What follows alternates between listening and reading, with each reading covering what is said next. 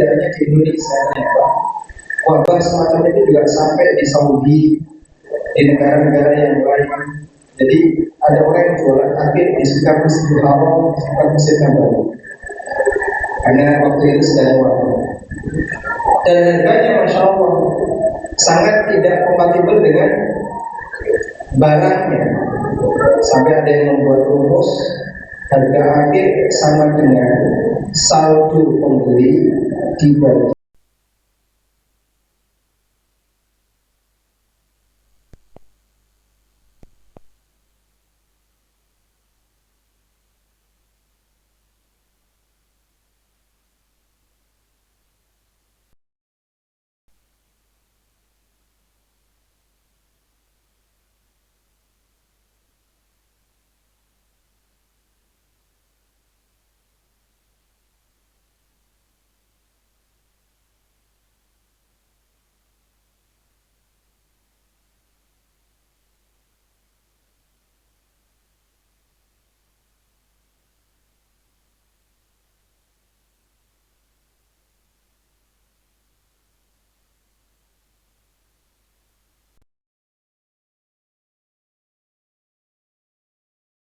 saat sepedanya dilepas, gak ada yang mau beli, terlalu mahal. Dan kita berkali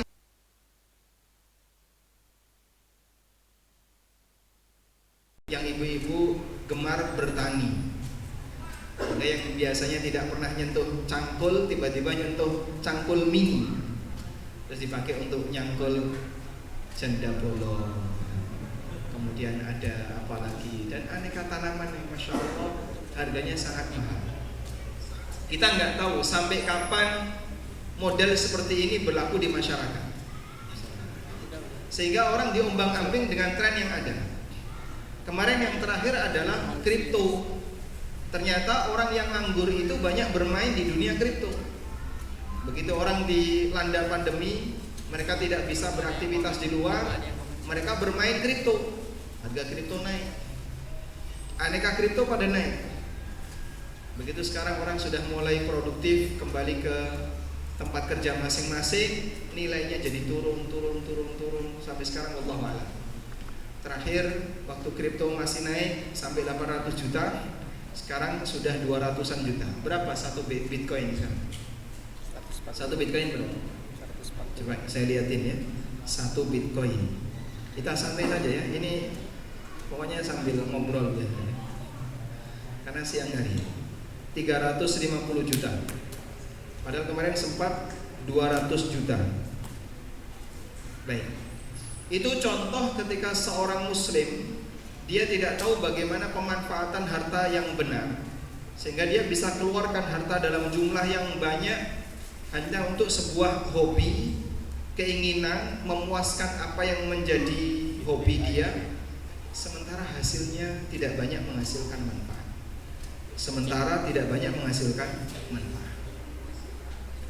Terakhir informasi yang saya dapatkan, ada orang Indonesia yang dia punya tas branded.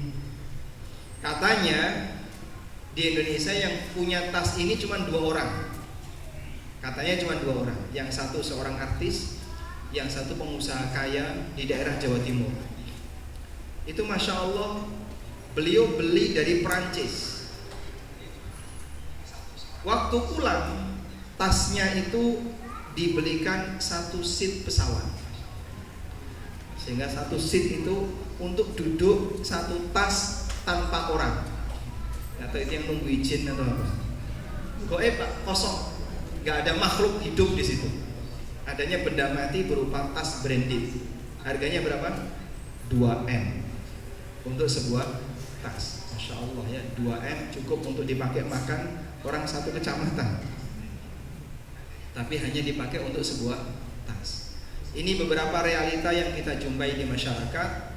Ternyata masih banyak orang yang mereka terombang-ambing dengan tren, sehingga dia mengeluarkan hartanya dalam jumlah besar hanya untuk mengejar tren. Karena itu sekali lagi kajian kita lebih kepada memberikan arahan dan motivasi kepada teman-teman muslim, para pengusaha, agar lebih bijak dalam menggunakan harta. Pertama, saya awali terlebih dahulu dengan membacakan firman Allah Subhanahu wa taala di surat Al-Anfal ayat 36. Silakan yang punya mushaf dibuka mushafnya ya. Yang enggak punya mushaf, yang enggak bawa mushaf, ini ada banyak mushaf. Al-Anfal ayat 36. Ketemu Pak? Ketemu? Gimana bunyi depannya? Innal ladzina kafaru. Allah Ta'ala berfirman, Innal ladzina kafaru yunfikuna amwalahum liyasuddu an sabilillah fasayunfikunaha thumma takunu alaihim hasratan thumma yughlabun walladzina kafaru ila jahannama yuhsyarun. Innal ladzina kafaru, sesungguhnya orang-orang kafir, yunfikuna amwalahum liyasuddu an sabilillah, mereka menginfakkan hartanya dalam rangka menghalangi jalan Allah. Liyasuddu an sabilillah, dalam rangka menghalangi jalan Allah. Fasayunfikunaha, dan mereka pasti akan mengeluarkan harta itu. Thumma takunu alaihim hasratan, kemudian akan menjadi kerugian, penyesalan bagi mereka. Thumma yughlabun, kemudian nanti mereka akan dikalahkan. Walladzina kafaru ila jahannama yuhsyarun, dan orang-orang kafir mereka akan dikumpulkan ke neraka jahanam. Baik. Anda bisa saksikan dalam ayat ini bagaimana Allah Subhanahu wa taala menjelaskan adanya orang yang berinfak tapi tujuannya untuk kebatilan, menginfakkan hartanya dalam rangka menghalangi masyarakat dari jalan Allah, sehingga dia mengeluarkan modal untuk mengajak orang berbuat maksiat, mengeluarkan modal mengajak masyarakat untuk berbuat maksiat kepada Allah Subhanahu wa taala. Dan itu disebut oleh Allah Ta'ala, yunfikuna amwalahum liyasuddu an sabilillah, mereka menginfakkan hartanya dalam rangka menghalangi masyarakat dari jalan Allah. Kita akan baca sababun nuzul dari ayat. Jamaah dimakan Allah Ta'ala, terjadilah perang Badar. Perang Badar ini perang yang keberapa jamaah? Perang yang keberapa? Yang pertama. Baik. Perang Badar itu ghazwah pertama. Ghazwah itu apa Pak? Perang yang diikuti oleh Nabi SAW. Karena tidak semua peperangan di zaman Nabi SAW diikuti oleh beliau. Perang yang diikuti oleh Nabi SAW itu dalam istilah sejarah disebut ghazwah. Yang tidak diikuti oleh Nabi SAW disebut sariyah. Yang diikuti Rasul SAW disebut apa? Ghazwah. Dan Nabi SAW dalam sejarah beliau hanya mengikuti kurang lebih 8 kali ghazwah. Beliau hanya mengikuti kurang lebih 8 kali ghazwah.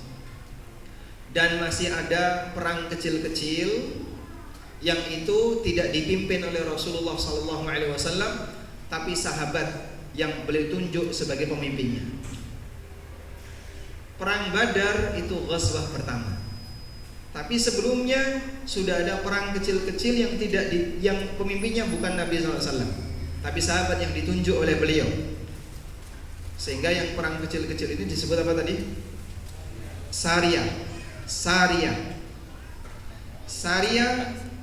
Sebelum perang Badar ada nggak Pak? Ada. Maka ada istilah perang Badar Sughra dan perang Badar Kubra. Perang Badar Sughra, perang Badar Sughra itu terjadi sebelum perang Badar Kubra. Perang Badar Sughra terjadi sebelum perang Badar Kubra. Sehingga kalau kita ditanya apakah sudah ada perang sebelum perang Badar, jawabannya sudah.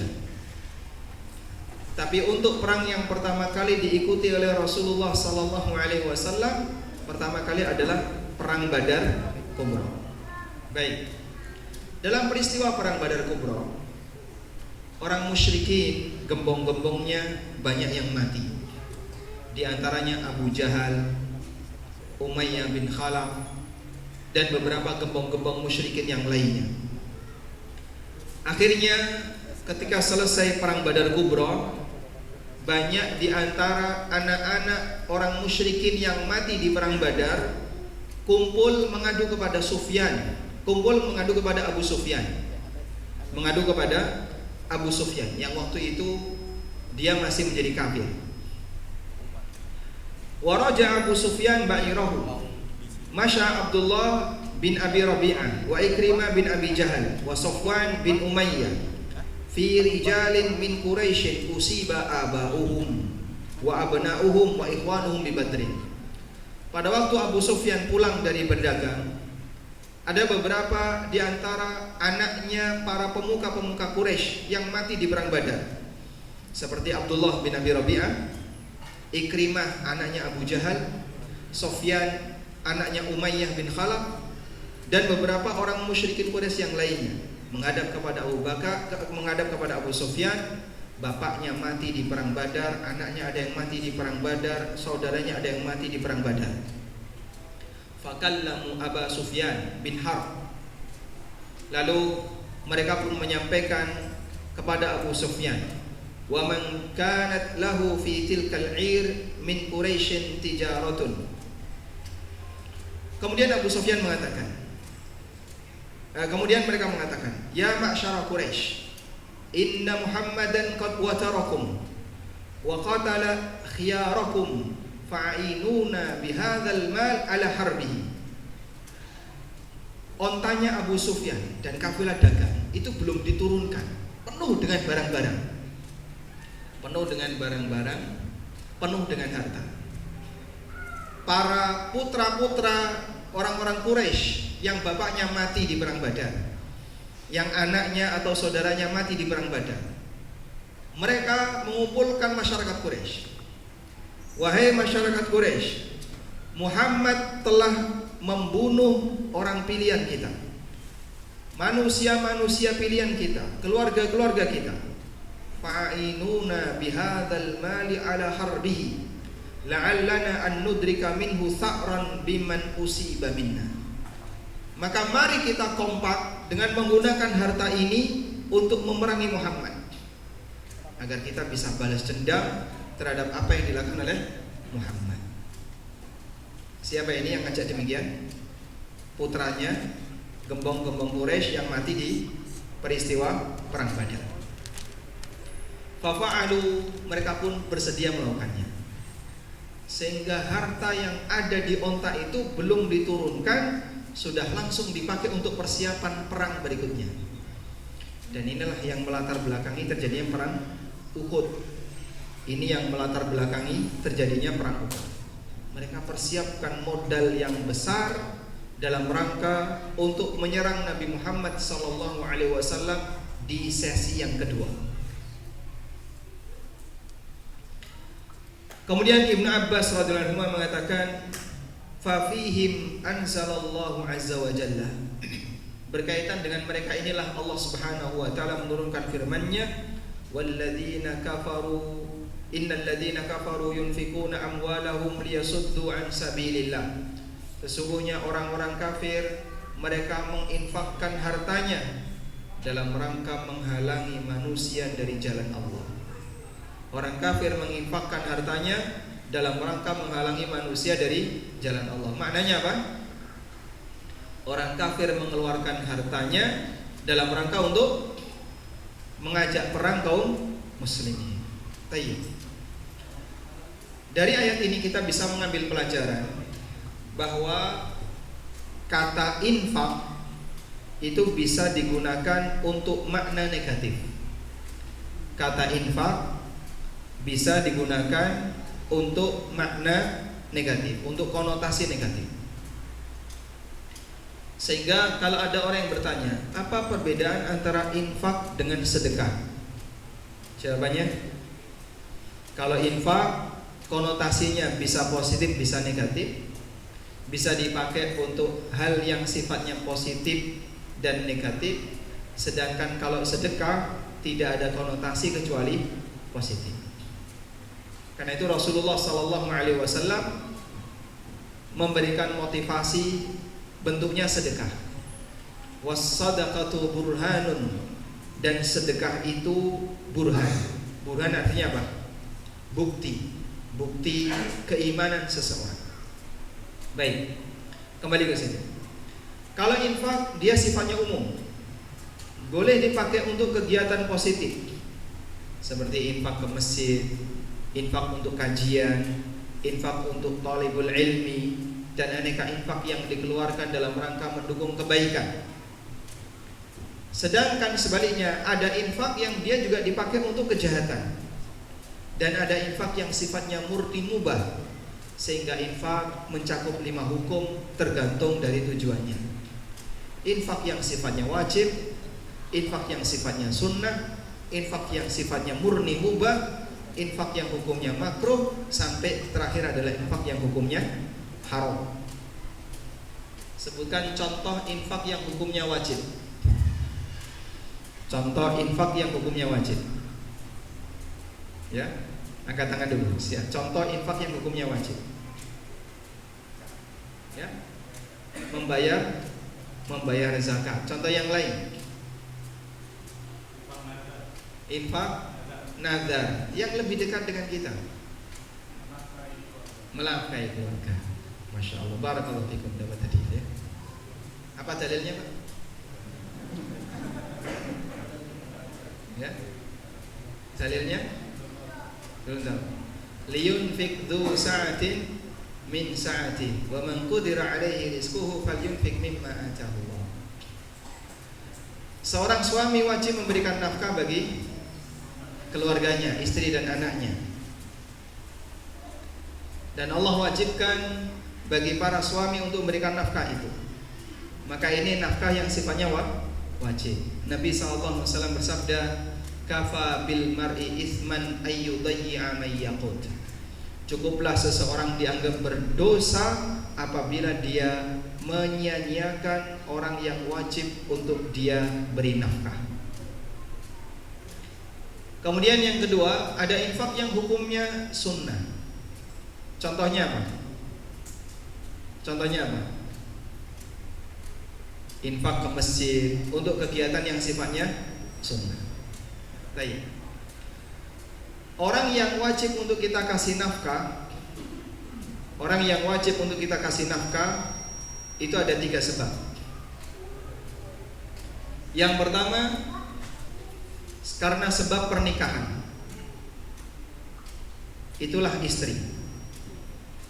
Yang kedua, karena sebab keturunan, karena sebab nasab. Contohnya adalah anak dan orang tua. Yang ketiga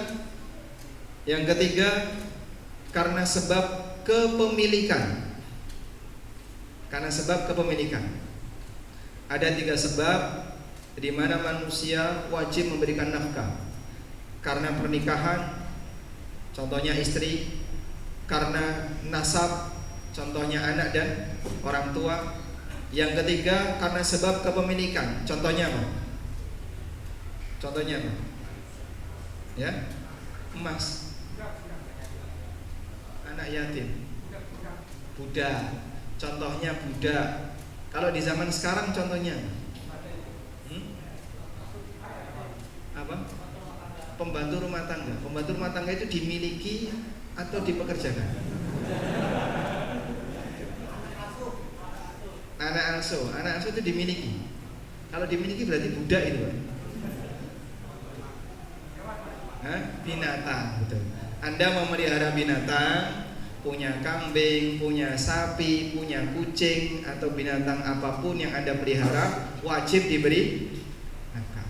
Sehingga ngurung pitik, ayam dikurung, gak dikasih makan, gak dikasih minum, mati, pemiliknya dosa nggak?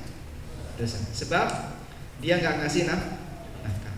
Anda punya burung, kemudian dikurung, tidak dilepas untuk nyari makan sendiri, sampai dia mati, maka siapa yang melakukan seperti ini dia berdosa. Sebab dia memiliki, maka dia wajib untuk memberi nafkah. Karena itu dulu ketika orang punya budak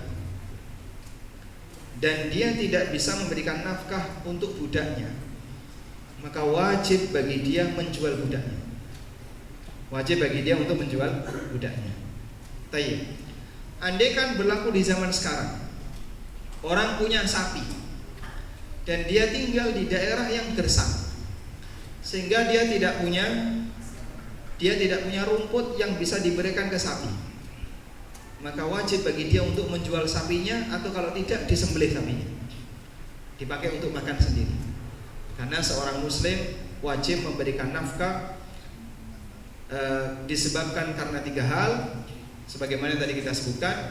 Salah satunya adalah karena kepemilikan, dan contohnya adalah binatang. Baik. Lalu ada infak yang sifatnya sunnah. Contohnya apa? Infak ke masjid, infak untuk kegiatan sosial dan seterusnya. Ada infak yang sifatnya mubah. Contohnya contoh yang sifatnya mubah. Anda gunakan, Anda keluarkan uang murni untuk belanja yang sifatnya mubah. Nemenin istri ketika masuk mall, cuman bawa uang 100.000. Kira-kira gimana? Deg-degan ya? Grogi itu, saya yakin. Coba kalau masuk mall bawa uang 100.000 sendirian, pede. Tapi kalau bawa istrinya, grogi. Khawatir tidak jaluk macam-macam, gitu Pak. Ketika Anda mengeluarkan uang untuk dipakai belanja yang sifatnya mubah seperti ini, maka nilainya mubah. Ada yang sifatnya makruh, ya ketika digunakan untuk hal yang makruh, dan sebaliknya haram jika digunakan untuk hal yang haram. Maka infak bisa memenuhi 5 hukum sebagaimana yang berlaku dalam ilmu fikih. Baik. Dimohon kepada para jamaah untuk merapat ke depan. Yang sebelah kiri ini masih sangat longgar. Silakan merapat Pak. Tafadhol. Insyaallah di dalam lebih adem ya daripada di luar. Kasihan yang di luar.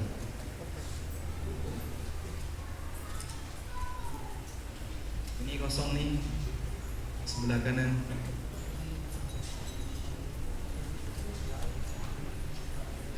Barakallahu.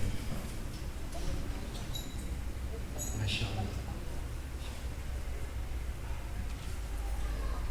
Baik, kita lanjutkan. Jadi ada infak yang sifatnya haram seperti yang dipakai oleh masyarakat untuk hal yang dilarang dalam agama. Selanjutnya, jamaah dimuliakan Allah Ta'ala, kita akan membaca sebuah hadis yang menyebutkan pengaruh ilmu yang dimiliki oleh seorang hamba sehingga dia bisa mengendalikan hartanya, apakah bernilai kebaikan ataukah sebaliknya bernilai keburukan. Hadis ini cukup sering kita baca. Hadis dari sahabat Abu Umamah Al-Bahili radhiyallahu anhu. Hadis dari Abu Kabsyah Al-Anmari radhiyallahu anhu. Hadis dari sahabat Abu Kabsyah Al-Anmari radhiyallahu anhu. Rasulullah sallallahu alaihi wasallam pernah mengatakan, "Uhadditsukum haditsan fahfadhuha." Aku akan menyampaikan satu hadis kepada kalian. Fahfadhuha, karena itu hafalkan hadis ini. Dan Masya Allah, hebatnya sahabat sekali dengar hafal. Hebatnya sahabat sekali dengar hafal. Apakah karena mereka jarang maksiat, Bapak? Bukan. Ternyata kebiasaan itu sudah dialami oleh orang di masa silam.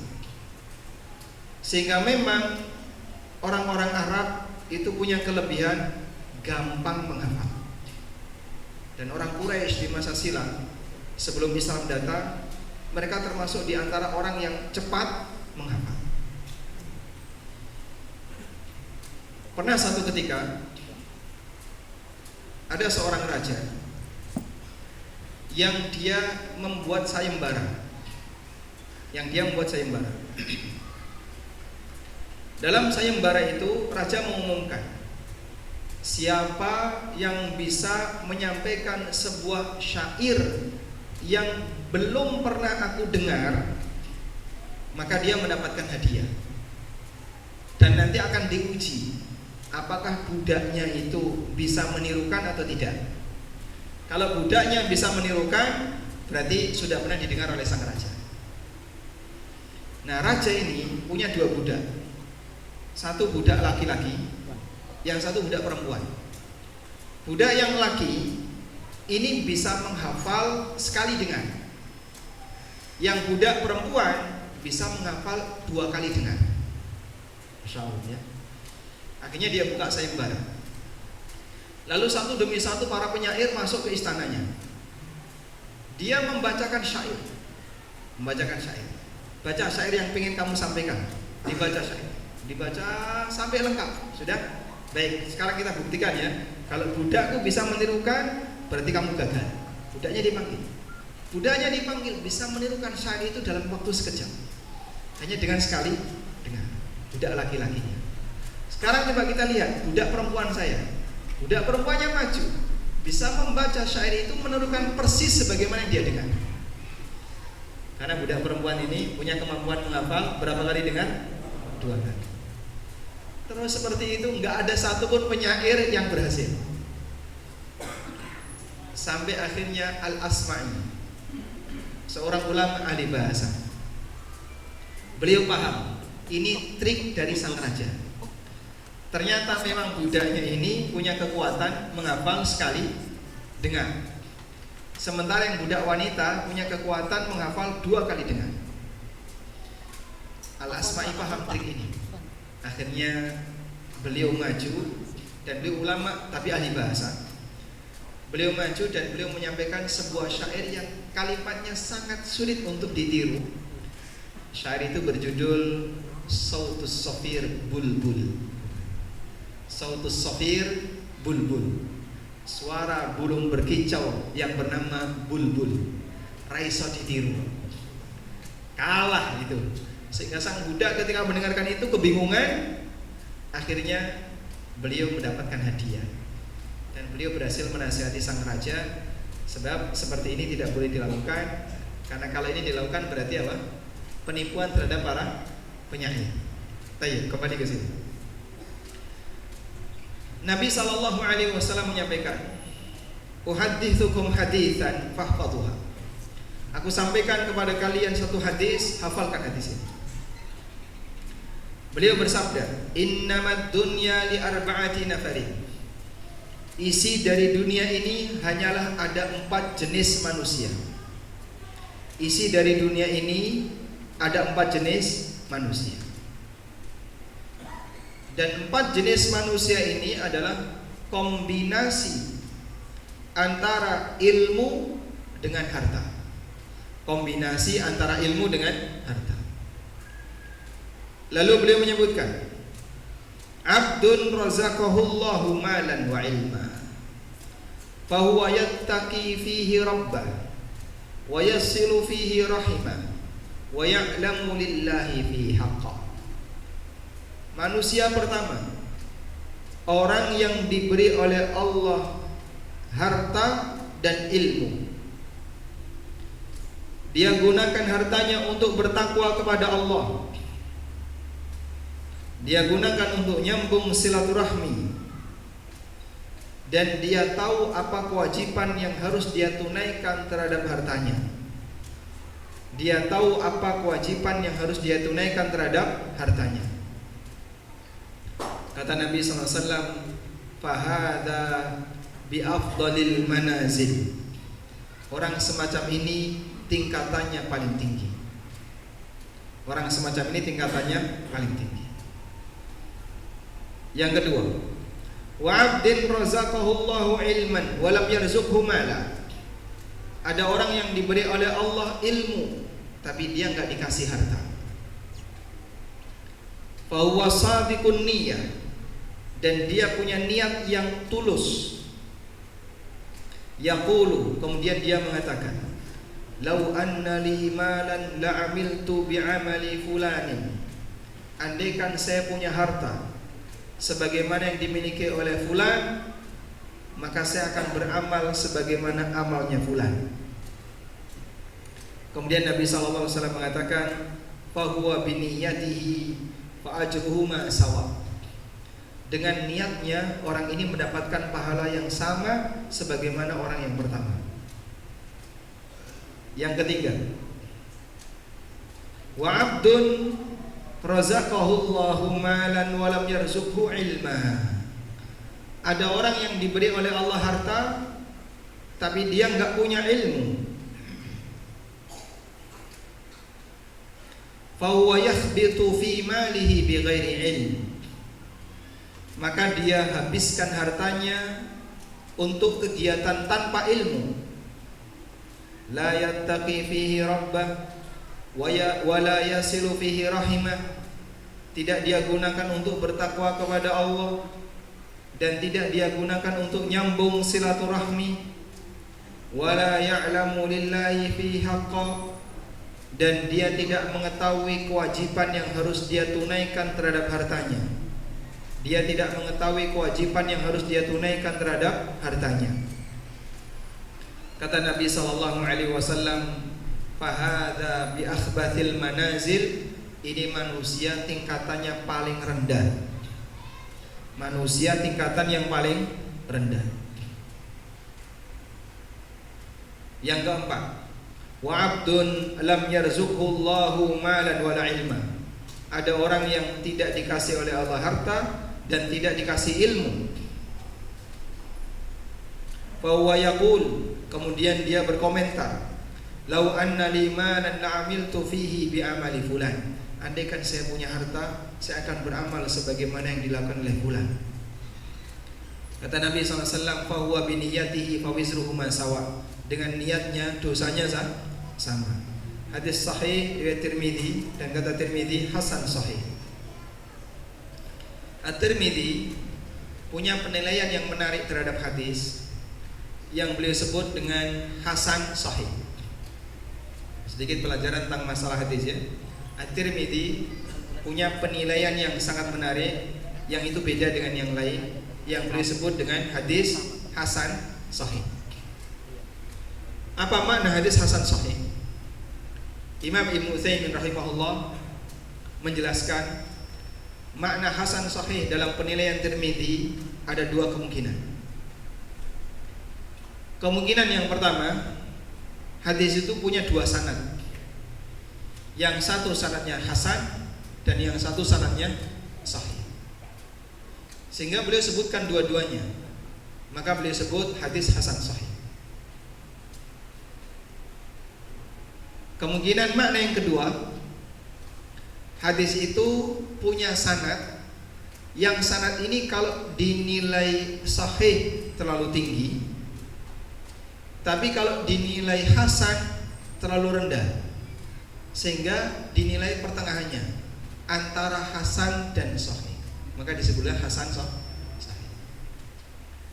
Dan insya Allah yang lebih mendekati adalah kemungkinan yang kedua ini. Sehingga disebut hadis hasan sahih, maksudnya hadis yang derajatnya antara hasan dengan sahih. Hasan dengan sahih tinggi mana, Pak? Tinggi mana? Sahih. Hasan dengan sahih tinggi sahih. Tayyib. Sekarang coba kita lihat pembahasan dari hadis ini. Sudah mulai kepanasan, Pak ya? Berarti nggak boleh lama-lama ini. Dalam hadis ini Rasulullah Sallallahu Alaihi Wasallam menyebutkan tentang macam-macam manusia terhadap harta yang dia miliki. Macam-macam manusia dilihat dari interaksinya terhadap harta yang dia miliki. Ada di antara mereka yang diberi oleh Allah Subhanahu wa taala harta dan dia juga diberi oleh Allah ketakwaan. Sehingga dia gunakan hartanya untuk mendukung takwa. Dan itulah manusia terbaik. Disebut oleh Nabi SAW bi afdalil manazil, tingkatan yang paling afdal. Kenapa disebut sebagai tingkatan yang paling afdal? Karena orang ini punya potensi dan dia manfaatkan potensinya untuk mendukung takwa. Dia punya potensi dan dia manfaatkan potensinya untuk mendukung takwa, sehingga potensi itu memberi manfaat bagi dirinya dan masyarakat yang ada di sekitarnya. Dengan kehadiran orang ini, kebaikan bisa menjadi lebih sempurna. Dengan kehadiran orang ini, kebaikan Allah kasih nikmat. Dengan kehadiran orang ini, kebaikan bisa menjadi lebih sempurna. Maka pembangunan masjid bisa berjalan, kemudian aneka kegiatan-kegiatan sosial bisa berjalan, kegiatan-kegiatan pendidikan bisa berjalan dengan nikmat yang diberikan oleh Allah Subhanahu wa taala kepada orang yang punya potensi dan dia manfaatkan potensinya untuk mendukung takwa. Orang seperti inilah yang dimotivasi oleh Nabi sallallahu alaihi wasallam dan dipuji oleh beliau dengan ketakwaan yang dia punya. Meskipun kita tidak disyariatkan untuk berlomba-lomba dalam mendapatkan harta. Meskipun kita tidak disyariatkan untuk berlomba-lomba dalam mendapatkan harta.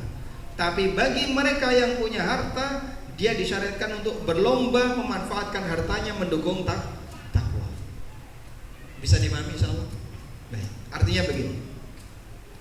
Apakah kita dianjurkan jadi orang kaya agar kita bisa berinfak untuk kegiatan fisabilillah? Saya ulang pertanyaannya ya. Apakah kita dianjurkan untuk jadi orang kaya agar kita bisa zakat, kita bisa haji, kita bisa umroh? Ya atau tidak? Ya atau tidak? Apa dalilnya? Karena kalau bicara dianjurkan berarti harus ada dalil. Apa dalilnya? Apa dalilnya kalau kita dianjurkan atau diperintahkan jadilah kamu orang kaya biar kamu bisa zakat, bisa haji, bisa umroh? Ada dalilnya? Baik. Kalau pertanyaannya saya ganti. Zakat hukumnya apa? Zakat hukumnya wajib. Apakah kita diwajibkan untuk jadi orang kaya agar kita bisa jadi orang yang membayar zakat? Saya ulang ya. Apakah kita diwajibkan untuk jadi orang kaya agar bisa menunaikan kewajiban zakat? Ya atau tidak? Kok nggak kelihatan nih? Jawabannya samar ya, antara ya dan tidak. Baik. Yang jawab ya katakan. Apakah kita wajib jadi orang kaya agar kita wajib zakat? Yang jawab tidak. Jumhur jawab tidak ya. Baik.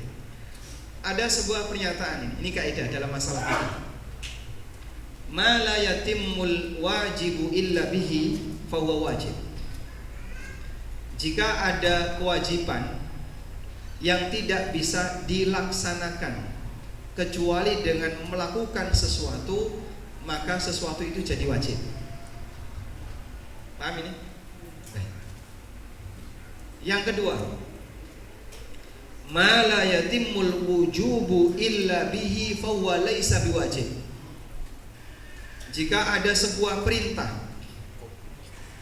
yang perintah ini tidak bisa dilaksanakan kecuali ketika orang sudah memenuhi syarat wajib, maka memenuhi syarat wajib ini tidak wajib.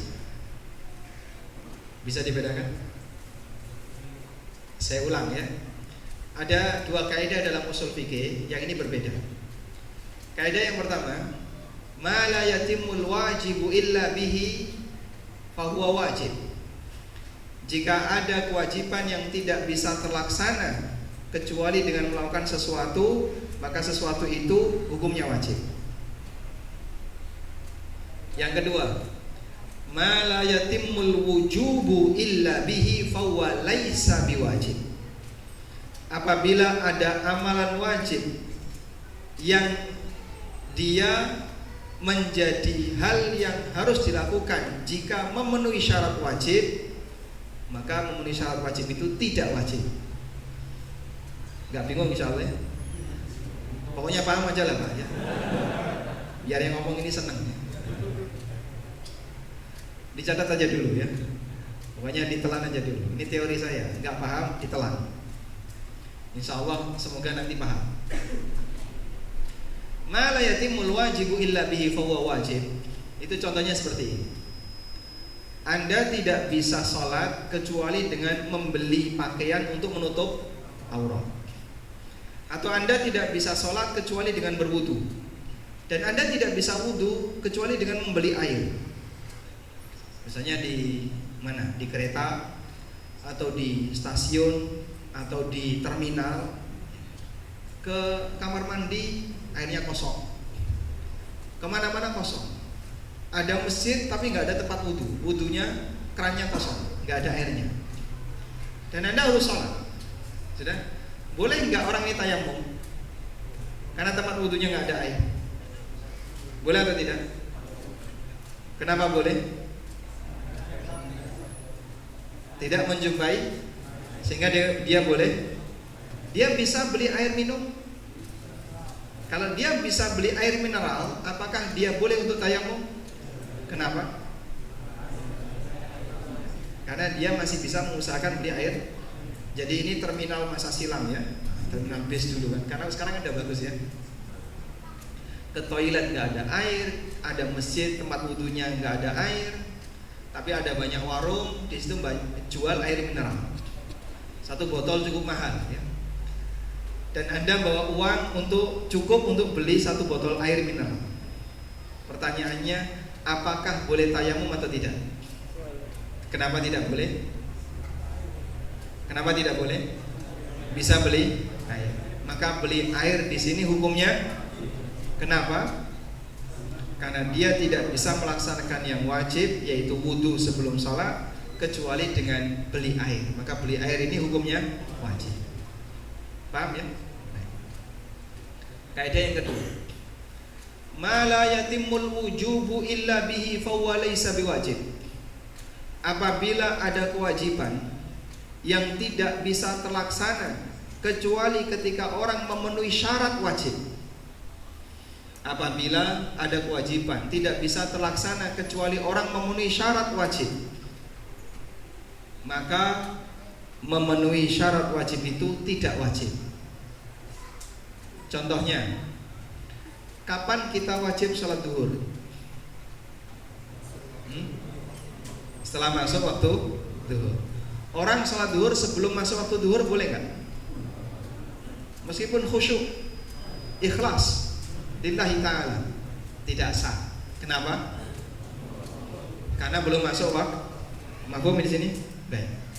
Kalau belum masuk waktu duhur, apakah orang punya kewajiban untuk menggeser matahari biar segera masuk duhur?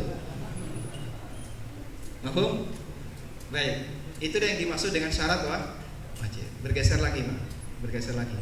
Memberi kesempatan yang mau masuk ya. Yang di sebelah kiri sebelah kiri bukan, sebelah kanan ya. Sebelah utara masih agak longgar. Yang masih di luar silahkan masuk. Di sebelah utara insya Allah masih cukup. Contoh yang lain, anak yang belum balik di usia 15 tahun. Sudah? Anggaplah misalnya dia belum diizinkan untuk melaksanakan sholat. Kamu belum balik, tidak boleh sholat. Misalnya ya, misalnya. Baik. Apakah dia harus dipaksa cepat balik biar bisa sholat? Kamu kalau mau sholat balik dulu, nanti malam ya dipaksa ya. Wah bahaya itu.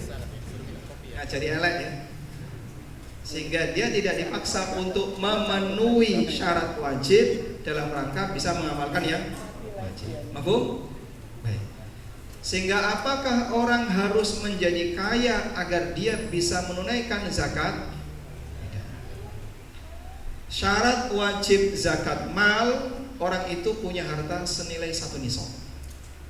Kalau dia nggak punya harta 1 nisab, apakah dia dipaksa? Kamu harus berusaha kerja dengan maksimal biar punya harta 1 nisab.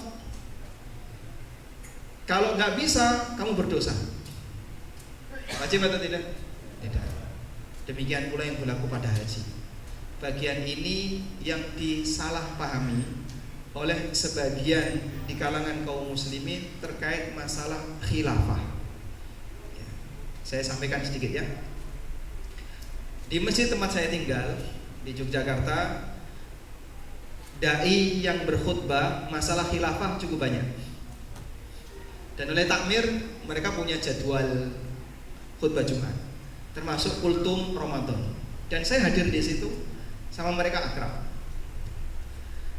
Dan mereka menyampaikan, ma la yatimul wajibu illa bihi fawal wajib.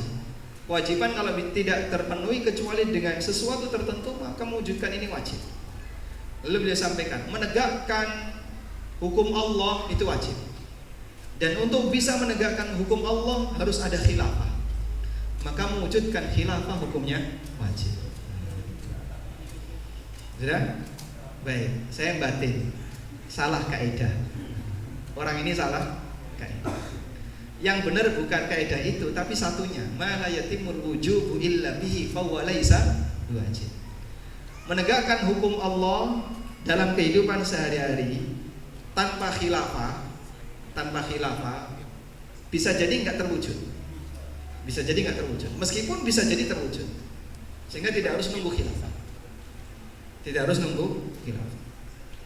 Ya meskipun kalau undang-undang di negara kita ya tidak 100% mengadopsi aturan yang ada dalam Islam, tapi banyak sekali undang-undang di negara kita yang mirip seperti keterangan para ulama.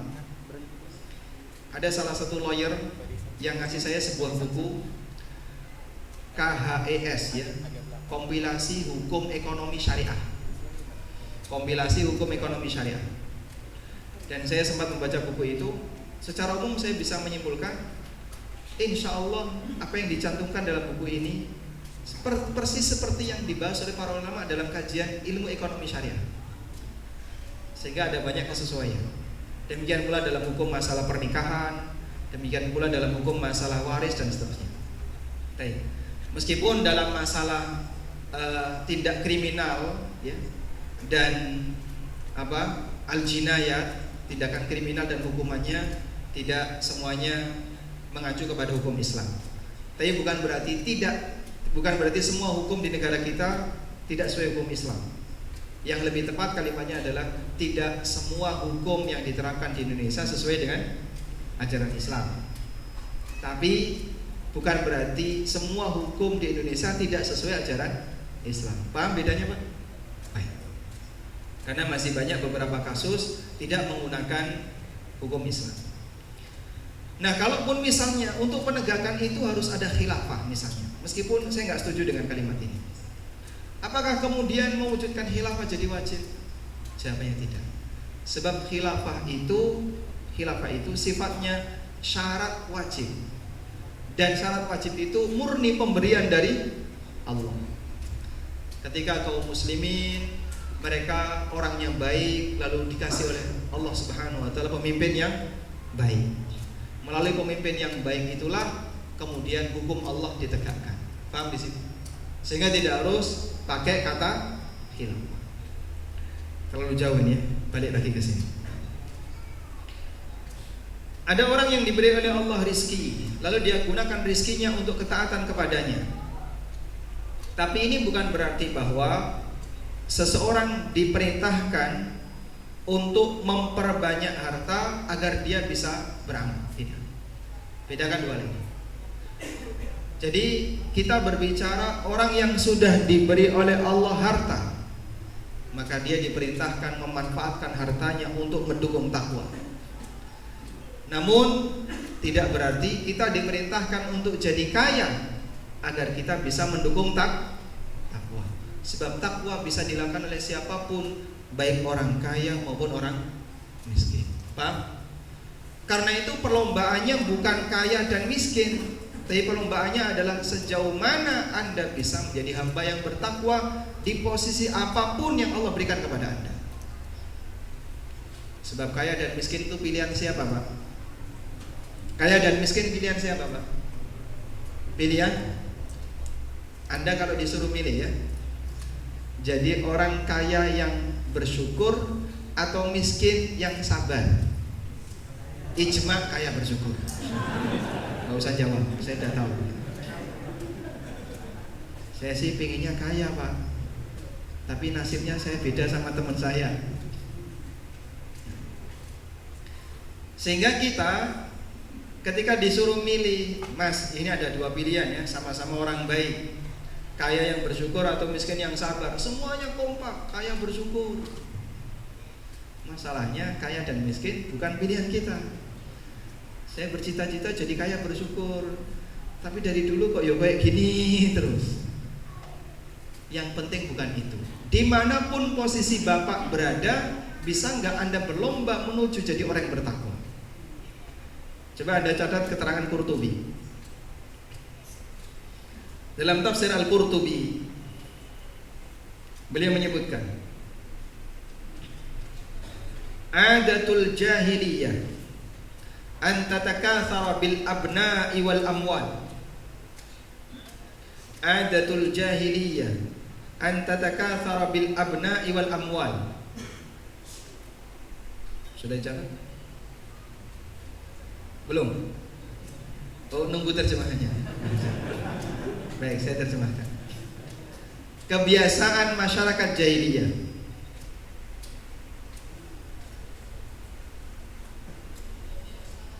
Kebiasaan masyarakat jahiliyah.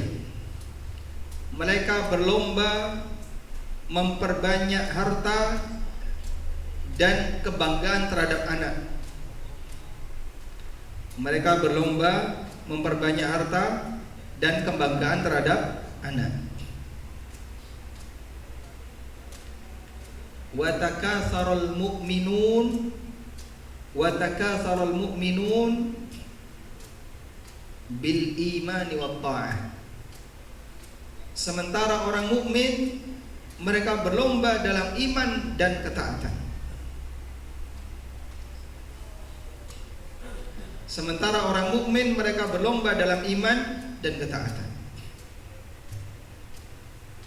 Nah, sekarang kita mau tanya, apakah untuk bisa beriman dan jadi orang yang taat syaratnya harus kaya? Ya atau tidak? Tidak. Bisa nggak orang itu menjadi mukmin yang taat dalam posisi dia miskin? Bisa. Sebagaimana dia bisa menjadi mukmin yang taat dalam posisi kaya. Dan masing-masing diberi oleh Allah Subhanahu wa taala kondisi, dan Allah Maha Adil, masing-masing punya ketaatan yang bentuknya berbeda. Tugas orang yang miskin banyak bersabar, tugas orang kaya banyak bersyukur. Sehingga kita tidak berbicara pokoknya kamu harus hebat, punya banyak potensi harta agar kamu bisa memberi nafkah, agar kamu bisa berinfak, bisa ini, bisa ini. Tidak, perlombaan kita bukan itu. Tapi perlombaan kita adalah sejauh mana ketika orang itu diberi oleh Allah fasilitas harta, dia bisa gunakan dan manfaatkan harta itu untuk mendukung takwa. Dan kalaupun dia nggak punya fasilitas, dia bisa bertakwa meskipun tidak punya harta. Paham insyaallah? Baik. Karena itulah jenis yang kedua, kata Nabi SAW, ada orang yang diberi oleh Allah ilmu, tapi dia nggak punya harta, dan dia shadiqun niat, niatnya tulus. Maka dia mengatakan, andaikan saya punya harta seperti yang dimiliki oleh fulan, tentu saya akan beramal sebagaimana amalnya fulan. Ketulusan niatnya itu membuat dia punya pahala yang sama seperti orang pertama. Karena itulah para ulama mengambil pelajaran dari hadis ini agar kita selalu belajar mengendalikan niat. Sebagaimana Sufyan Ats-Tsauri rahimahullah pernah mengatakan, bahwa orang yang dia memperbaiki niatnya, maka dia bisa mendapatkan kebaikan dalam hidupnya. Karena itu ta'allamun niyyah kama tata'allamul a'mal. Belajarlah untuk mengendalikan niat sebagaimana kalian belajar dalam melakukan amalan. Kemudian juga yang disampaikan oleh Abdullah bin Mubarak rahimahullah, beliau pernah mengatakan, wa rubba amalin saghirin tukabbiruhun niyyah wa rubba amalin kabirin tusaghiruhun niyyah. Ada banyak amal besar jadi nilainya kecil gara-gara niat, Dan ada banyak amal yang kecil tapi pahalanya besar gara-gara niat. Ada amalan yang harganya sangat mahal. Untuk bisa melakukannya orang modalnya ratusan juta.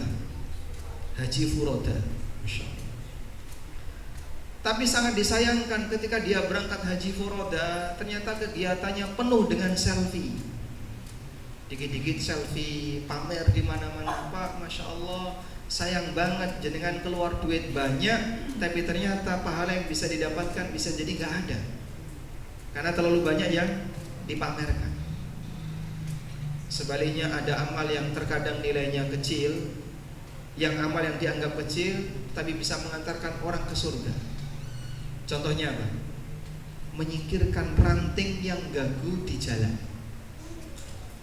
Ada orang yang masuk surga disebabkan karena dia menyingkirkan sebuah ranting yang ganggu di jalan. Butuh modal berapa Pak kira-kira? Gratis. Cuman mau nggak dia turun dari motor, berhenti, turun dari motor di standar motornya, lalu dia ambil ranting itu dia buang. Nggak semua orang Pak bersedia seperti itu.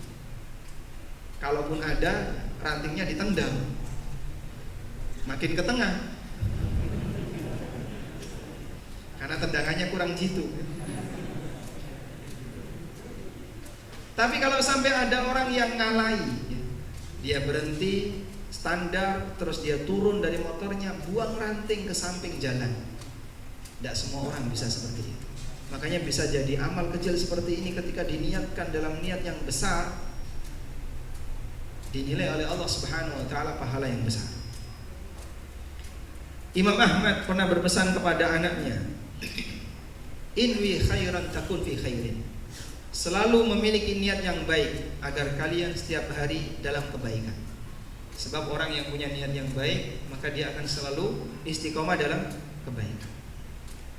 Nah, Nabi SAW mengajarkan satu prinsip yang sangat bagus. Hadis ini kalau nggak salah nomor 3 di Riyadhus Shalihin. Hadis nomor 3 di Riyadhus Shalihin. Imam An-Nawawi rahimahullah menyebutkan hadis dari Aisyah radhiyallahu anha, Nabi SAW bersabda, la hijrata ba'dal fathi walakin jihadun wa niyah. Tidak ada hijrah setelah Fathu Mekah. Artinya orang yang masuk Islam dan terlahir setelah Mekah ditaklukkan, dia tidak punya amalan hijrah. Tapi walakin jihadun wa niyah, tapi dia punya amalan yang kira-kira bisa bersaing dengan amalan hijrah, yaitu jihad dan pasang niat yang baik. Itu penjelasannya kayak gini. Kalau kamu tidak bisa beramal baik, minimal semangat untuk melakukan amal baik. Jangan sampai menghalangi orang yang mau berbuat baik untuk berbuat baik. Kalau sudah nggak bisa beramal, niat untuk beramal saja sudah tidak ada, nggak ada harapan bagi orang ini. Ada banyak hal amal baik yang kita nggak bisa lakukan. Betul Pak? Contohnya apa Pak? Contohnya apa? Misalnya membangun masjid.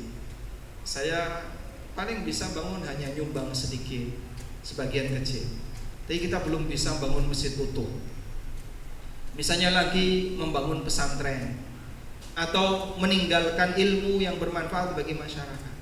Kalaupun kita tidak bisa melakukan amal-amal besar itu, minimal saya punya niat, semoga satu saat kalau Allah berikan kemampuan, saya bisa melakukan seperti itu. Niat yang baik inilah yang akan mengarahkan dia untuk jadi orang yang baik. Yang paling parah sudah nggak punya niat yang baik, menghalangi orang yang mau berbuat baik untuk berbuat baik. Ini paling parah. Wes gak gelem jilbaban, lihat orang jilbaban benci. Coba, padahal dia seorang muslimah. Ada orang yang dia nggak sholat, tapi lihat orang yang sholat dia benci. Berarti dia sudah tidak lagi punya peluang untuk berbuat baik. Dia jadi senjatanya setan untuk menghalangi orang yang baik dalam beramal baik. Wallahu ta'ala alam. Baik. Dan sebaliknya, ketika orang itu tidak memiliki ilmu, maka dia akan gunakan hartanya untuk berbuat kebatilan. Tidak dia gunakan untuk bertakwa kepada Allah, dia habiskan untuk hal yang sia-sia. Bahkan termasuk di antaranya adalah tabdzir. Dan Allah menyebut orang yang melakukan tabdzir temannya setan. Ada dua pelanggaran harta yang disebutkan dalam Quran. Satu apa? Israf. Innallaha la yuhibbul musrifin. Allah tidak menyukai orang yang israf. Yang kedua, tabdzir. Innal mubadzirina kanu ikhwanasy syayatin. Orang yang mubadzir temannya setan. Apa bedanya israf dengan tabdzir? Israf menggunakan harta untuk hal yang mubah tapi melebihi batas. Menggunakan harta untuk hal yang mubah tapi melebihi batas. Apa namanya ini? Israf. Tabdzir menggunakan harta walaupun sedikit tapi untuk maksiat. Beli kuota untuk dipakai nonton yang haram, itu apa? Tabdzir. Tapi orang ikut walimah, makanan berlebih sampai dia ngambil nggak dihabisin, ngambil nggak dihabisin, ngambil nggak dihabisin, kayak gitu ya. Keliling kemana-mana karena ada banyak makanan. Ini apa namanya? Israf. Dan dua-duanya dibenci oleh Allah. Karena itu kalau ada orang yang mengeluarkan harta dalam jumlah yang banyak hanya untuk sesuatu yang tidak bernilai bagi hidupnya, masuk kategori israf. Wallahu ta'ala alam. Demikian yang bisa kita sampaikan sebagai muqaddimah, karena jamaah sudah banyak yang kepanasan, sebagian ngantuk dan seterusnya. Maka kami cukupkan sampai di sini. Udah ada? Ada tanya jawab? Ada ya? Ada Ustaz? Baik. Kita buka tanya jawab. Pertanyaan yang pertama. Saya bertanya, Anda menjawab ya.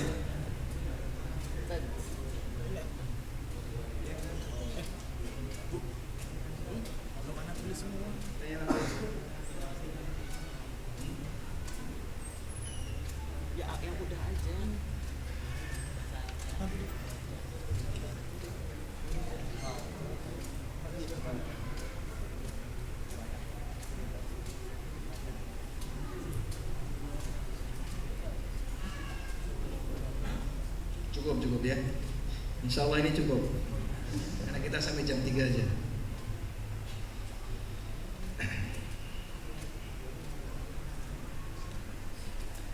Pertanyaan yang pertama.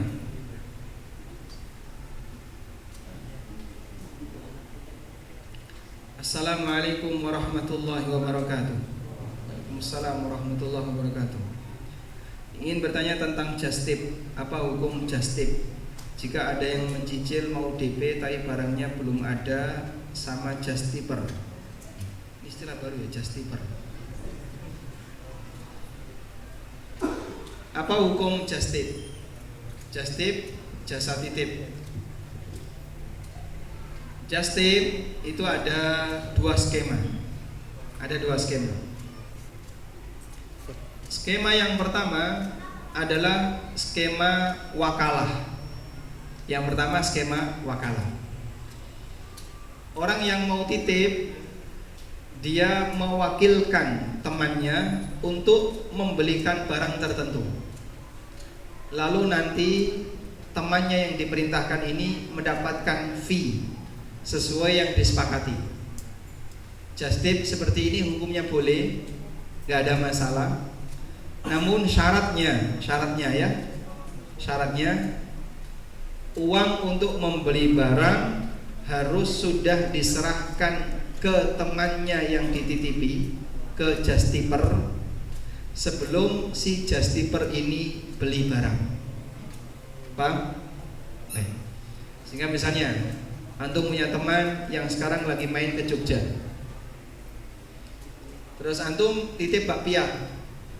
Mas, saya titip bakpia, tolong nanti kalau balik ke Jakarta, ke Cilegon, bawakan bakpia. Ke Serang, bawakan bakpia. Akhirnya antum transfer sejumlah uang, harganya berapa? Dan ini saya transfer 500.000. Kamu beli bakpia 1 kardus, isinya 10 box. Seperti ini boleh, dan nanti orang yang dititipi berhak dapat fee sesuai yang disepakati. skema ini nggak jadi masalah. Yang kedua, skema yang kedua adalah sistem PO. Sistem PO. Nah, untuk sistem PO ini skemanya bukan wakalah. Orang yang titip pesan kepada yang di Jakarta atau yang di Jogja, tolong saya belikan bakpia, nanti uangnya saya ganti. Sudah? Saat dia pesan seperti itu, Justiper sudah punya barang atau belum? Sudah punya barang atau belum? Belum. Karena belum punya barang, maka terlarang bagi dia melakukan akad jual beli. Paham di sini? Sebab orang tidak boleh menjual barang yang belum dia miliki. Terlarang bagi dia melakukan akad jual beli. Sudah? Baik. Terus boleh nggak menerima DP? Jawabannya nggak boleh. Kalau dia menerima DP, maka nanti jadinya kalik bil kalik. Jual beli kalik bil kalik, utang dengan utang, hukumnya haram dengan ijma ulama. Lalu apa yang harus dilakukan? Saat dia dititipi, dia tidak melakukan akad apapun dan tidak menerima uang apapun dari yang titip. Setelah itu dia carikan. Setelah dapat barang, lalu dia menghubungi ulang temannya yang titip. Barang sudah ada di tangan saya, jadi beli atau tidak. Kalau jadi titip harganya sekian. Nah, di saat dia nyebut harga sekian, boleh ngambil margin, boleh ngambil untung. Kalau seperti yang dilakukan, halal bagi dia untuk mendapatkan untung. Sehingga dia pulaknya bakpia 100.000, dia jual seharga 200.000, silahkan. Dia boleh ngambil untung. Paham insyaallah? Alhamdulillah. Dua skema ini insyaallah yang benar untuk akad just tip. Assalamualaikum. Waalaikumsalam. Apa hukum menambahkan akad sewa pada barang yang digadaikan ke kita agar barang tersebut dapat dimanfaatkan? Jika ini disepakati,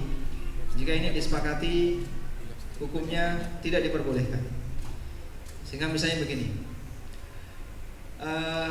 si A utang ke kita 5 juta, lalu dia gadaikan motornya seharga 10 juta. Ini saya kasih uang 5 juta, motor kamu saya sewa ya, selama utang kamu belum lunas. Sudah? Motor kamu saya sewa selama utang kamu belum lunas. Praktek seperti ini berarti menggabungkan antara utang dengan akad jual beli jasa. Dan ada hadis riwayat Ahmad, Abu Dawud dan yang lainnya. Dalam hadis itu menyebutkan la yahillu salafun wa bai'. Tidak halal utang digabung dengan jual beli. Tidak halal utang digabung dengan jual beli. Maka apabila ada orang yang melakukan transaksi utang lalu digabungkan dengan jual beli apapun, baik jual beli barang maupun jual beli jasa, hukumnya tidak diperbolehkan ketika itu disyaratkan. Paham di sini? Baik. Karena itu dalam praktek seperti yang diceritakan tadi, daripada motor nganggur, ya sudah saya sewa saja biar ini bisa saya manfaatkan. Sehingga saya memberi utang plus saya nyewa motor yang jadi barang gadai. Ini hukumnya tidak boleh. Yang boleh gimana? Motor itu boleh jadi barang gadai dan saya tidak boleh memanfaatkan. Jadi cuma parkir di rumah, kemudian saya jaga biar nggak hilang, dan itu jadi barang gadai. Jika ketika orang ini tidak bisa bayar, maka barang ini jadi jaminannya. Wallahu a'lam.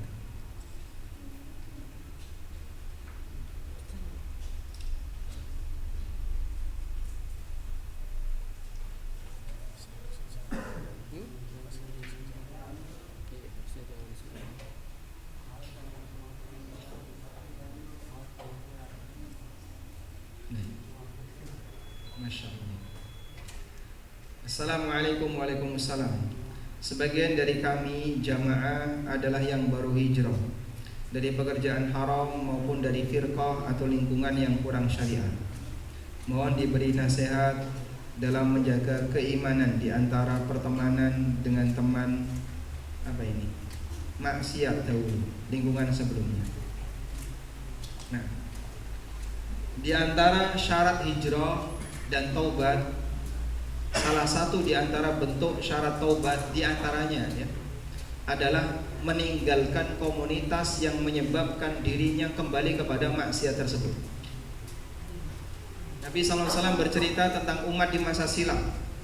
Ada orang yang membunuh 99 nyawa. Lalu dia datang ke seorang ahli ibadah. Hal alayya min taubah? Apakah saya punya kesempatan taubat? Si ahli ibadah ini mengatakan, gak ada taubat untuk kamu, neraka untukmu. Akhirnya ahli ibadah ini diapain? Digenapkan jadi 100. Nyawa yang dia bantai genap 100. Tapi dia masih resah. Orang ini masih resah, bingung. Kemana saya harus bertobat? Kemudian dia tanya, kepada siapa saya harus bertobat? Diarahkanlah kepada seorang ahli ilmu, al-ahbar, orang yang paham isi Taurat.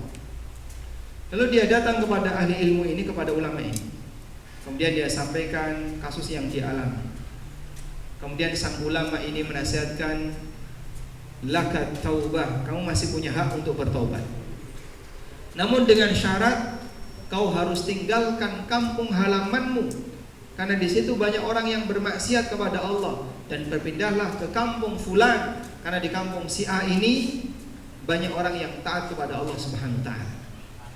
Akhirnya dia melakukan perjalanan ke kampung fulan. Belum sampai di kampung si A, dia mati. Dan Allah Subhanahu wa taala menerima taubatnya sebagaimana yang disebutkan dalam lanjutan hadis. Oleh karena itu, jika kondisinya demikian, maka apabila orang itu serius bertobat, di antara bukti kesungguhannya adalah tinggalkan komunitas lamanya. Meninggalkan komunitas lama bukan berarti memasang permusuhan dengan mereka, namun dia tidak akrab dengan mereka. Dia tetap, misalnya di situ ada keluarga saya, dia tetap jaga hubungan baik. Kalau sama tetangga ya jaga hubungan baik dengan tetangga. Kalau sesama keluarga tetap jaga hubungan baik dengan keluarga, tapi dia sudah tidak lagi akrab dengan mereka. Sehingga yang dulu mungkin biasa mancing bareng, atau pit-pitan bareng, sepedaan bareng, atau kegiatan bareng, sudah mulai jaga jarak karena dia tidak ingin terpengaruh dengan ahli maksiat.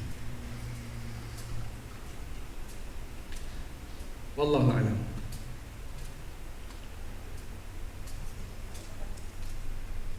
Assalamualaikum. Waalaikumsalam. Ada orang yang jual rumah dengan harapan segera daftar haji reguler, memiliki tabungan dan dana usaha. Pertanyaannya, apabila dana hasil jual rumah mampu untuk bayar furoda atau ONH plus, apa hukumnya tetap daftar haji reguler dengan pertimbangan ada sisa dana untuk tabungan dan dana usaha? Yang perlu kami tahu adalah berapa jumlah rumahnya. Iya, karena rumah termasuk kebutuhan pokok. Jadi memang ada sebagian ulama yang mereka menyebutkan syarat disebut sebagai orang yang mampu untuk berhaji adalah orang yang punya tabungan melebihi dari kebutuhan pokok. Dan yang dimaksud kebutuhan pokok ya, sandang, pangan, papan, pakaian yang menutup aurat, bahan makanan, dan tempat tinggal. Namun ada penjelasan, bukan syarat tempat tinggal harus dimiliki. Sehingga kalau dia bisa mewujudkan tempat tinggal dengan sewa dan dia punya dana sisa untuk haji, maka dia wajib berangkat haji. Yang mungkin ini sering kita dengar ya dari penjelasan yang disampaikan oleh Ustadz Yazid Jawas, hafizahullah ta'ala wa ra'ah. Sehingga beliau menyarankan bagi yang punya tabungan, meskipun belum punya rumah, segera daftar haji. Ini adalah penjelasan yang disampaikan oleh sebagian ulama Hambali. Bukan syarat wajib untuk haji dia harus punya rumah. Yang penting dia bisa menyediakan tempat tinggal walaupun dengan cara sewa. Sehingga andaikan dia punya harta yang itu kalau dipakai haji tidak mengganggu kebutuhan pokok dia untuk sandang pangan papan, dia wajib haji. Meskipun ada sebagian yang mengatakan boleh mendahulukan rumah yang itu menjadi kebutuhan pokoknya, baru setelah itu dia gunakan hartanya untuk daftar haji. Oleh karena itu kalau misalnya orang ini jual rumah, lalu dia masih punya rumah yang kedua, dan rumah hasil jual rumah ini cukup untuk haji yang lebih cepat, maka dia harus daftar yang lebih cepat, misalnya yang plus, agar waktu tunggunya tinggal berapa sekarang plus?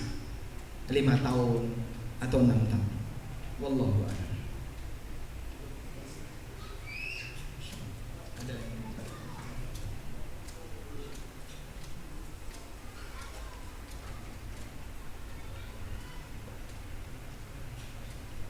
Assalamualaikum warahmatullahi wabarakatuh. Waalaikumsalam warahmatullahi wabarakatuh. Hukum bebas ongkir tanpa adanya deposit terlebih dahulu, contoh COD dan transfer. Tadi pagi baru dijelaskan bebas ongkir jika deposit. Kalau tidak ada deposit, insya Allah tidak masalah. Kalau tidak ada deposit, insya Allah tidak masalah. Sehingga kalau Anda belanja di marketplace dapat free ongkir tanpa harus deposit terlebih dahulu, hukumnya boleh. Nafkah istri sesuai kebutuhan apa sesuai kemampuan suami? Apakah suami dolim jika dia memberikan nafkahnya sesuai kebutuhan saja, sedangkan kemampuannya lebih dari itu? Ini lebih dekat ke curhat dan bukan pertanyaan.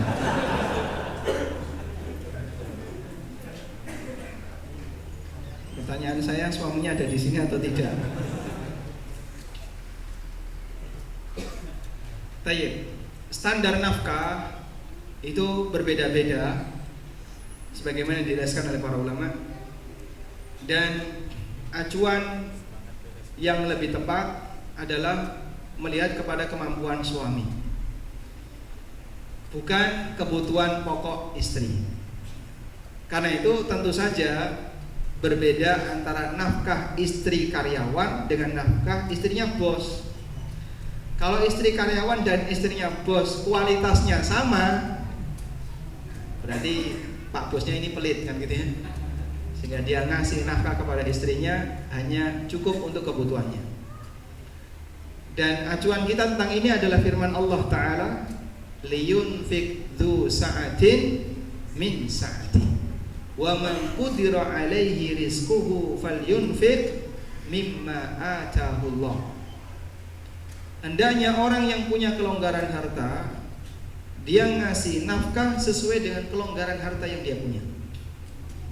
Wa man qudira alaihi rizquh, dan siapa yang rizkinya disempitkan, siapa yang miskin, falyunfik mimma atahullah, hendaknya dia berikan nafkah sesuai dengan apa yang Allah berikan kepadanya. Sehingga Allah jadikan lelaki itu sebagai sebab wanita bisa mendapatkan nafkah. Makanya Allah katakan yang rizkinya disempitkan tapi dia tetap dapat, hendaknya dia berikan sesuai dengan apa yang Allah berikan kepadanya. Maka ukuran nafkah yang kaya dengan yang miskin beda. Oleh karena itu, apabila seorang suami berkecukupan, maka suami memberikan nafkah kepada istri sesuai dengan kemampuannya. Wallahu a'lam. Dan pahami bahwa memberi nafkah seperti ini nilainya lebih besar dibandingkan ketika Anda, nilai pahalanya lebih besar dibandingkan ketika Anda berinfak atau bersedekah ke tempat yang lain. Wallahu a'lam. Demikian yang bisa kita sampaikan karena kipas anginnya sudah mati. Masya Allah, cukup ya. Nanti kita sambung di Masjid Imam Syafi'i. Kita sambung di Mias, insya Allah waktunya lebih longgar. Semoga manfaat yang bisa kita dapatkan lebih panjang. Anda masih punya waktu setengah jam, silakan dipakai untuk istirahat siang agar sholat asarnya nggak ngantuk. Demikian, wassallallahu ala nabiyyina Muhammadin wa ala alihi wa sahbihi wa sallam, wa akhiru da'wana alhamdulillahi rabbil alamin. Subhanakallahumma wa bihamdika asyhadu an la ilaha illa anta astaghfiruka wa atubu ilaik. Wassalamualaikum warahmatullahi wabarakatuh.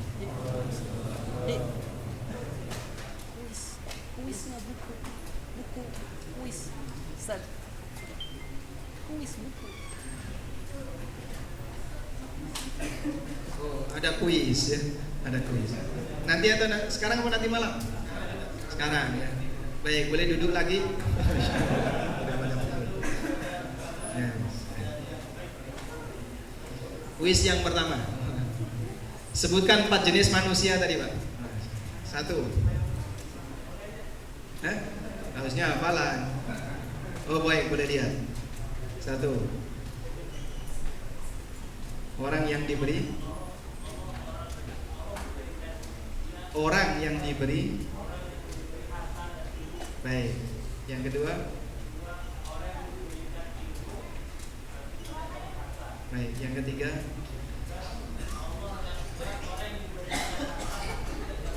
Baik, Masya Allah. Yang keempat. Pokoknya kombinasi antara ilmu dan harta kan gampang ya, nggak usah lihat catatan. Baik, pertanyaan berikutnya. Nah, apa perbedaan infak dengan sedekah?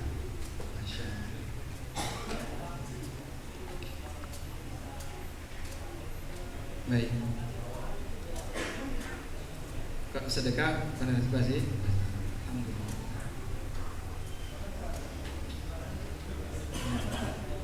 Cukup gampang ya. Apa perbedaan antara hadiah dengan hibah dan sedekah? Oh tadi pagi ya. Salah tempat ini ya. Saya ganti pertanyaannya. Antum gak ikut tadi pagi? Gak ikut. Baik, pertanyaannya saya ganti. Sebutkan 5 hukum terkait infak. Silakan. Dan contohnya ya.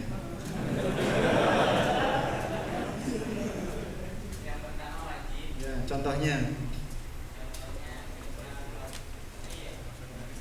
Memberi nafkah kepada istri dan anak. Yang kedua, sunnah. Contohnya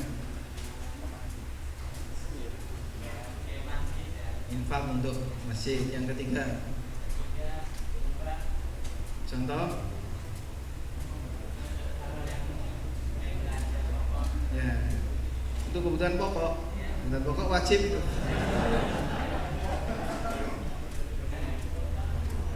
Untuk belanja hal yang mubah. Yang keempat, makruh. Contohnya dipakai untuk beli apa? Beli rokok. Makruh berarti ya. Haram. Yang haram apa contohnya?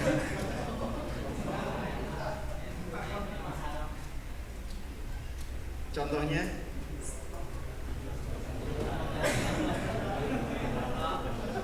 apa? Beli rokok.